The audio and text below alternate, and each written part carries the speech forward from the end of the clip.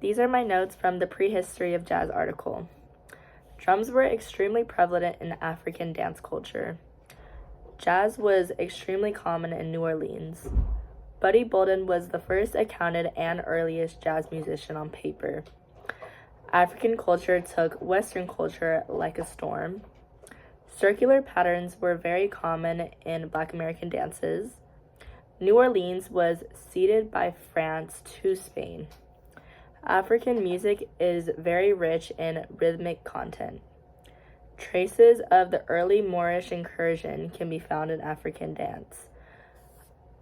Percussion and string are the most common instruments used in jazz music.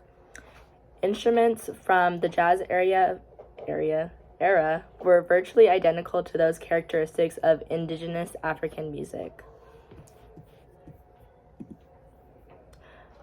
These are my facts from the relationship between music and dance article. Music originates from nature, such as the crackling of fire and the chirping from birds.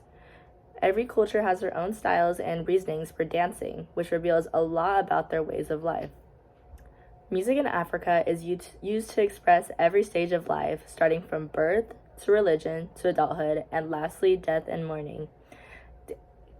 Dance is an important aspect to African music because it creates a close relationship between the body and sounds.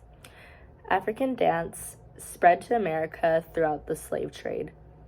Dance is a vital function to society as it brings people and society closer together. The beliefs, values, and normalities of people are expressed in the way they dance and the way they play instruments. In Nigerian traditional life, music is integrated in every facet from birth to death. African music involves the language, customs, and practices in their society. And lastly, dance styles such as Shango worship, Obeah, and Voodoo were associated with African dance.